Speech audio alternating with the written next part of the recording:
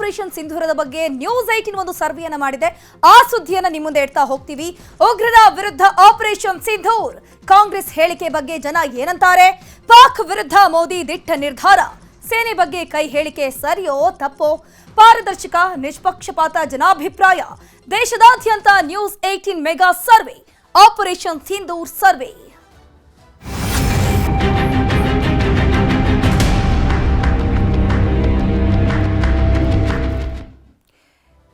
ಈ ಒಂದು ಆಪರೇಷನ್ ಸಿಂಧೂರದ ಕುರಿತಂತೆ ಕಾಂಗ್ರೆಸ್ ನಾಯಕರು ಟೀಕೆ ಟಿಪ್ಪಣಿಗಳನ್ನ ಮಾಡ್ತಾನೆ ಬಂದ್ರು. ಸದ್ಯಕ್ಕೆ ಕಾಂಗ್ರೆಸ್ ಪ್ರತಿಕ್ರಿಯೆ ಬಗ್ಗೆ ಸರ್ವೆಯನ್ನ ಮಾಡಲಾಗಿದೆ. ಕಾಂಗ್ರೆಸ್ ನಿಲುವು ಪ್ರತಿಕ್ರಿಯೆ ಬಗ್ಗೆ ನ್ಯೂಸ್ 18 ಮೆಗಾ ಸಮೀಕ್ಷೆಯನ್ನ ಮಾಡಿರುವಂತದ್ದು.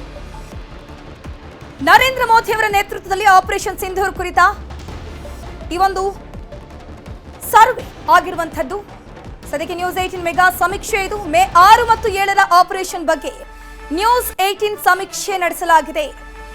ಅತ್ಯಾಧುನಿಕ ಮತದಾನ ಸಾಫ್ಟ್ವೇರ್ ಅನ್ನು ಬಳಸಿ ದೇಶದಾದ್ಯಂತ ಸಮೀಕ್ಷೆಯನ್ನ ಮಾಡಲಾಗಿದೆ. ಜನರು ಏನಂತಾರೆ ಈ ಒಂದು ಆಪರೇಷನ್ ಬಗ್ಗೆ? ನ್ಯೂಸ್ 18 ವೆಬ್ಸೈಟ್, ಸಾಮಾಜಿಕ ಮಾಧ್ಯಮ, QR ಕೋಡ್ ಬಳಸಿ ಈ ಒಂದು ಸರ್ವೆಯನ್ನ ಮಾಡಲಾಗಿರುವಂತದ್ದು. ಸರ್ವೆಯ ಮೂಲಕ ದೇಶದಾದ್ಯಂತ ಒಟ್ಟು 14,000 ಜನರು ಪ್ರತಿಕ್ರಿಯೆಗಳನ್ನು ಕೊಟ್ಟಿದ್ದಾರೆ. ನ್ಯೂಸ್ 18 ವೆಬ್ಸೈಟ್ ಇರಬಹುದು, ಸಾಮಾಜಿಕ ಮಾಧ್ಯಮ ಇರಬಹುದು, QR ಕೋಡ್ಗಳನ್ನು ಬಳಸಿ ಒಂದು ಅಭಿಪ್ರಾಯವನ್ನ ಕೇಳಲಾಗಿತ್ತು. ಈ ಒಂದು ಸರ್ವೆ ಮೂಲಕ ದೇಶದಾದ್ಯಂತ 14,671 ಪ್ರತಿಕ್ರಿಯೆಗಳು ಬಂದಿದೆ. ಈ ಪ್ರತಿಕ್ರಿಯೆಗಳ ಸಂಗ್ರಹ ಕೂಡ ಆಗಿರುವಂತದ್ದು. ಪಾಕ್ ವಿರುದ್ಧ ಭಾರತ ರಣವಿಕ್ರಮ ಗೆದ್ದ ಮೇಲೂ ನಮ್ಮವರಿಂದಲೇ ಅನುಮಾನ, ಅವಮಾನ ಎಲ್ಲವೂ ಆಯಿತು. ಕಾಂಗ್ರೆಸ್ ಕೂಡ ಕೇಂದ್ರ ಸರ್ಕಾರದ ಮೇಲೆ ಮುಗಿಬೀಳ್ತು, ಅನುಮಾನವನ್ನು ವ್ಯಕ್ತಪಡಿಸಿದ್ರು, ಅವಮಾನವನ್ನು ಮಾಡಿದ್ರು. ಪಾಕ್ ಮುಂದೆ ಮೋದಿಯವರು ಮಂಡಿಯವರೆದ್ರ ಅನ್ನುವಂತಹ ಪ್ರಶ್ನೆ ಬಂತು. ಅಮೆರಿಕ ಕೂಡ ಇಲ್ಲಿ ಮಧ್ಯವಸ್ಥಿಕೆ ವಹಿಸಿತು. ಸಿಂಧೂರ್ ಬಗ್ಗೆ ಕಾಂಗ್ರೆಸ್ ಕೂಡ ಖ್ಯಾತಿಗಳನ್ನ ತೆಗಿತಾ ಇತ್ತು. ಕಾಂಗ್ರೆಸ್ ನಾಯಕರು ಟೀಕೆ ಟಿಪ್ಪಣಿಗಳನ್ನ ಮಾಡಿದ್ರು. ಈ ಕಾಂಗ್ರೆಸ್ ಟೀಕೆಗಳ ಬಗ್ಗೆ ಜನರು ಏನಂತಾರೆ? ನರೇಂದರ್ ಸರೆಂಡರ್ ಹೇಳಿಕೆ ಸರಿಯಾ ತಪ್ಪ? ಹಾಗಾದ್ರೆ ಈ ಒಂದು ಕಾಂಗ್ರೆಸ್ ನಾಯಕರು ನರೇಂದರ್ ಸರೆಂಡರ್ ಅನ್ನುವಂತಹ ಹೇಳಿಕೆಯನ್ನು ಕೊಟ್ಟಿದ್ರಲ್ವಾ, ಈ ಮಾತು ಸರಿಯಾ ತಪ್ಪ? ನಮ್ಮ ದೇಶದ ಜನರು ಏನಂತಾರೆ? ನ್ಯೂಸ್ 18 ಸಮೀಕ್ಷೆಯಲ್ಲಿ ಜನಾಭಿಪ್ರಾಯ ಹೊರಬಿದ್ದಿದೆ. ಆಪರೇಷನ್ ಸಿಂಧೂರ್ ಬಗ್ಗೆ ಕಾಂಗ್ರೆಸ್ನ ನಾಯಕರು ಖ್ಯಾತಿ ತೆಗೆದಿದ್ರಲ್ವಾ, ಟೀಕೆ ಟಿಪ್ಪಣಿಯನ್ನ ಮಾಡಿದ್ರಲ್ವಾ, ನರೇಂದರ್ ಸರೆಂಡರ್ ಅನ್ನುವಂತಹ ಹೇಳಿಕೆಯನ್ನು ಕೊಟ್ಟಿದ್ರಲ್ವಾ, ಸದ್ಯಕ್ಕೆ ಇದು ಸರಿಯಾ ತಪ್ಪ ಅಂತ ಜನರು ಹೇಳ್ತಾ ಇದ್ದಾರೆ. ಇನ್ನು ನರೇಂದರ್ ಸರೆಂಡರ್ ಎಂಬ ಕಾಂಗ್ರೆಸ್ ಹೇಳಿಕೆ ಸರಿ ಅನ್ನುವಂತಹ ಒಂದು ಸಮೀಕ್ಷೆಯಲ್ಲಿ ಜನರು ಹೌದು ಅಂತ ಹೇಳಿರೋದು ಬರೀ 12.45% ಮಾತ್ರ. ಈ ಒಂದು ಹೇಳಿಕೆ ಕಾಂಗ್ರೆಸ್ನವರ ನರೇಂದರ್ ಸರೆಂಡರ್ ಅನ್ನುವಂತಹ ಹೇಳಿಕೆ ತಪ್ಪು ಅಂತ ಜನರು ಹೇಳಿದ್ದಾರೆ 87.55%. ಇನ್ನು ಪ್ರಧಾನಿ ಮೇಲಿನ ವೈಯಕ್ತಿಕ ಹೇಳಿಕೆ ರಾಷ್ಟ್ರೀಯ ಹಿತಾಸಕ್ತಿಗೆ ಧಕ್ಕೆ ತರತ್ತೆ ಅಂತ ನೀವು ನಂಬ್ತೀರಾ ಅನ್ನುವಂತಹ ಒಂದು ಪ್ರಶ್ನೆಗೆ ಜನರು ಏನು ಉತ್ತರಿಸ್ತಾರೆ ಅಂತ ನೀವು ಸ್ಕ್ರೀನ್ ಅಲ್ಲಿ ನೋಡ್ತಾ ಇರಬಹುದು. ಹೌದು ಅನ್ನುವಂಥದ್ದಕ್ಕೆ 75.65% ಜನರು ತಮ್ಮ ಒಪಿನಿಯನ್ ತಿಳಿಸಿದ್ದಾರೆ. ಇಲ್ಲ ಅನ್ನುವಂಥದ್ದು 24.35%. ಇದು ಜನಾಭಿಪ್ರಾಯ.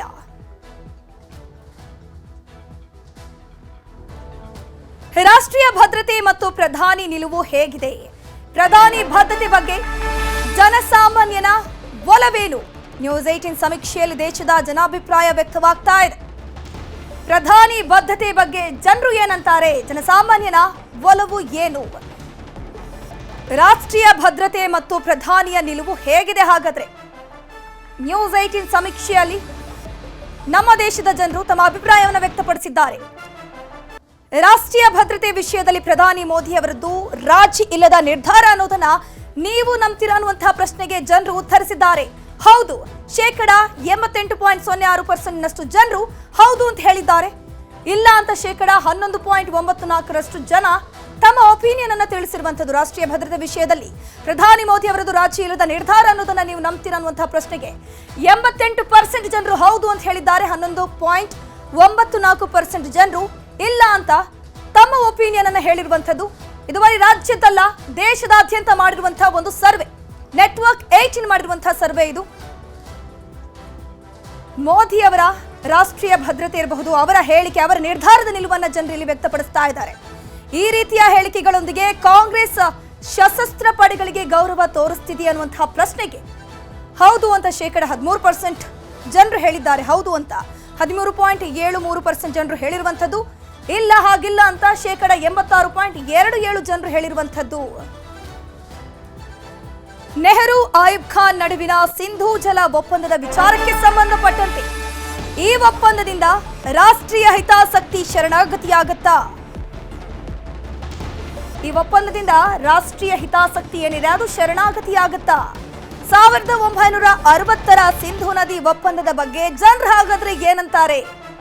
ಈ ನಿರ್ಧಾರ ಬಗ್ಗೆ ಕೂಡ ಕಾಂಗ್ರೆಸ್ ಅವರು ಟೀಕೆ ಟಿಪ್ಪಣಿಯನ್ನ ಮಾಡಿದ್ದಾರೆ.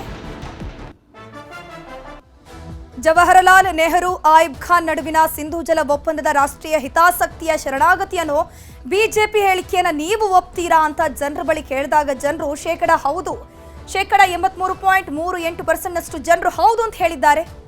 ಇನ್ನು ಇದಕ್ಕೆ ಇಲ್ಲ ಅಂತ 16.62% ಜನರು ತಮ್ಮ ಒಪಿನಿಯನ್ ಅನ್ನ ತಿಳಿಸಿರುವಂಥದ್ದು. ಇದ್ರ ಬಗ್ಗೆ ಹೆಚ್ಚಿನ ಡೀಟೇಲ್ಸ್ ಅನ್ನ ಕೊಡೋದಕ್ಕೆ ನಮ್ಮ ಜೊತೆ ಔಟ್ಪುಟ್ ಎಡಿಟರ್ ಆಗಿರುವಂತಹ ಮಧು ಎಂ ಮುತ್ತವಳ್ಳಿ ಲೈವ್ ನಲ್ಲಿ ಜಾಯ್ನ್ ಆಗಿದ್ದಾರೆ. ಎಸ್ ಮಧು, ಸದ್ಯಕ್ಕೆ ಆಪರೇಷನ್ ಸಿಂಧೂರದ ಬಗ್ಗೆ ಕಾಂಗ್ರೆಸ್ನವರು ಟೀಕೆ ಟಿಪ್ಪಣಿಗಳನ್ನ ಮಾಡ್ತಾ ಬರ್ತಾ ಇದಾರಲ್ವಾ, ಅದಕ್ಕೆ ಸಂಬಂಧಪಟ್ಟಂತೆ ನ್ಯೂಸ್ 18 ಒಂದು ಮೆಗಾ ಸರ್ವೆಯನ್ನ ಮಾಡ್ತಾ ಇದ್ದಲ್ವಾ, ಅದರಲ್ಲಿ ಜನರು ಏನ್ ಹೇಳ್ತಿದ್ದಾರೆ ಅಂತ? ಧನುಶ್ರೀ, ಆಪರೇಷನ್ ಸಿಂಧೂರ ಶುರುವಾದ ದಿನದಿಂದಲೂ ಕೂಡ ಇಡೀ ದೇಶ ಅತ್ಯಂತ ಹೆಮ್ಮೆಯಿಂದ ಭಾರತದ ಸೇನಾಪಡೆಯ ಒಂದು ಕಾರ್ಯಾಚರಣೆಯ ಬಗ್ಗೆ ಹೆಮ್ಮೆ ಪಟ್ಕೊಂಡಿದೆ ಮತ್ತು ಹೆಮ್ಮೆಯಿಂದ ನೋಡ್ತಾನೆ ಬಂದಿದೆ ಈ ಕ್ಷಣದವರೆಗೂ ಕೂಡ.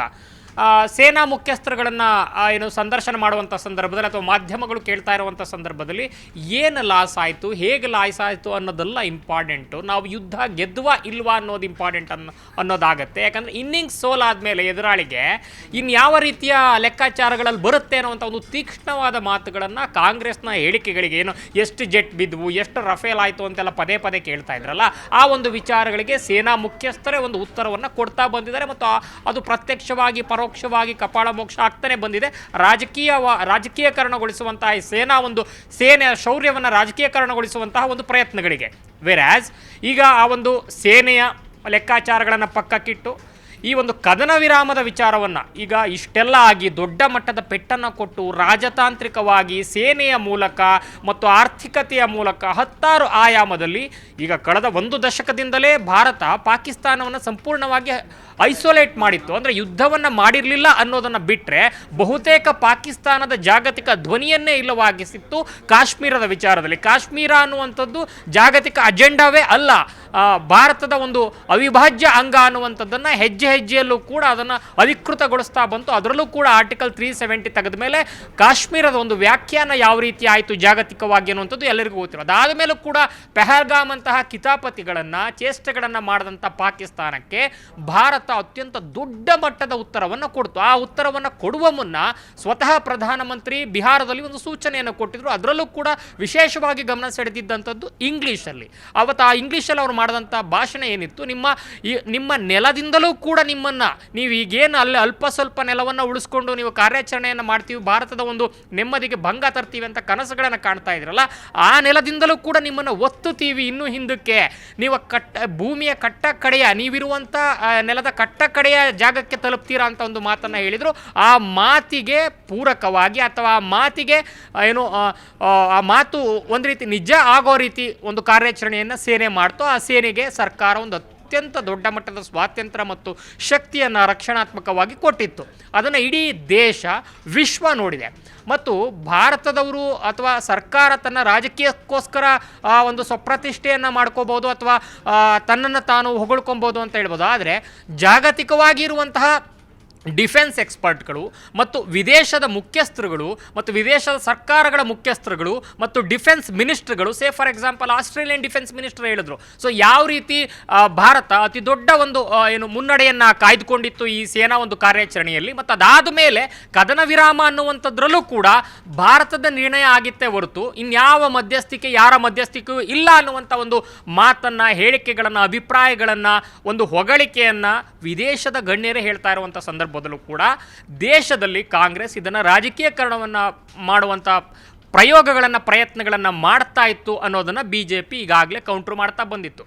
ಇದು ರಾಜಕೀಯವಾಗಿ ನಡೀತಾ ಇದ್ದಂಥ ಒಂದು ಹಗ್ಗ ಜಗ್ಗಾಟ. ಅದರ ಹೊರತಾಗಿ ಜನಸಾಮಾನ್ಯರ ನಡುವೆ ಯಾವ ರೀತಿ ಇದೆ ಅಭಿಪ್ರಾಯಗಳು, ಅನಿಸಿಕೆಗಳು ಈ ಒಂದು ವಿಚಾರದಲ್ಲಿ? ಈಗ ಫಾರ್ ಎಕ್ಸಾಂಪಲ್ ಕಾಂಗ್ರೆಸ್ ಅವರು ದಿನಾ ಬೆಳಗ್ಗೆದ್ರೆ ಇವಾಗ ನರೇಂದರ್ ಸರೆಂಡರ್ ಅಂತ ಹೇಳ್ತಾನೆ ಇದ್ದಾರೆ. ಅದು ನಿಜಾನಾ ಅಂತ ಜನಸಾಮಾನ್ಯರನ್ನು ಕೇಳಿದಂಥ ಸಂದರ್ಭದಲ್ಲಿ ಅದಕ್ಕೆ ಒಂದು ಸೂಕ್ಷ್ಮವಾದ ತಕ್ಕ ಉತ್ತರವನ್ನು ನ್ಯೂಸ್ 18ನ ಒಂದು ಈ ಅತಿದೊಡ್ಡ ಏನು ಸರ್ವೆಯಲ್ಲಿ ಹೇಳಿರುವಂಥದ್ದು ಜನಸಾಮಾನ್ಯರು. ಈ ಮೂಲಕ ಕಾಂಗ್ರೆಸ್ನ ಪ್ರಶ್ನೆಗಳಿಗೆ ಸರ್ಕಾರ ಅಲ್ಲ, ಈಗ ಸರ್ಕಾರ ಉತ್ತರ ಕೊಡೋದು ಬೇರೆ, ಆದರೆ ಪ್ರತಿಪಕ್ಷದೊಳಗಿರುವಂತಹ ಕಾಂಗ್ರೆಸ್ ನಾಯಕರೇ ಕೂಡ ಉತ್ತರ ಕೊಟ್ಟಿದ್ರು. ಸಲ್ಮಾನ್ ಖುರ್ಷಿದ್ ಇರ್ಬೋದು, ಶಶಿ ತರೂರ್ ಇರ್ಬೋದು, ವಿದೇಶಕ್ಕೆ ಹೋಗಿರುವಂತಹ ನಿಯೋಗಗಳಿರ್ಬೋದು, ಅಥವಾ INDA ಕೂಟದಲ್ಲಿದ್ದಂತಹ ಸದಸ್ಯರುಗಳಿರ್ಬೋದು, ಎಲ್ಲರೂ ಕೂಡ ಉತ್ತರ ಕೊಟ್ಟಿದ್ರು. ಆದರೂ ಕೂಡ ಕಾಂಗ್ರೆಸ್ ತನ್ನ ಹೇಳಿಕೆಗಳನ್ನು ನಿಲ್ಲಿಸಿರಲಿಲ್ಲ. ಇವಾಗ ಸ್ವತಃ ಜನರೇ ಉತ್ತರವನ್ನು ಕೊಟ್ಟಿದ್ದಾರೆ ನಮ್ಮ ನ್ಯೂಸ್ 18 ಸರ್ವೆಯಲ್ಲಿ. ಆ ಮೂಲಕ ಕಾಂಗ್ರೆಸ್ನ ರಾಜಕೀಯ ಟೀಕೆಗಳಿಗೆ ಅದರ ಒಂದು ಇತಿಹಾಸ ಮತ್ತು ವರ್ತಮಾನ ಎರಡನ್ನೂ ಸೇರಿಸಿ ಕೊಟ್ಟಿರುವಂತಹ ಉತ್ತರದಲ್ಲಿ ಭವಿಷ್ಯದಲ್ಲಿ ಯಾವ ರೀತಿ ಇರಬೇಕು ಅನ್ನುವಂಥ ಒಂದು ಸೂಚನೆಯನ್ನ ಈ ಒಂದು ಉತ್ತರದಲ್ಲಿ ಸರ್ವೆ ಮೂಲಕ ಕೊಟ್ಟಿರುವಂತದ್ದು ಜನಸಾಮಾನ್ಯರು.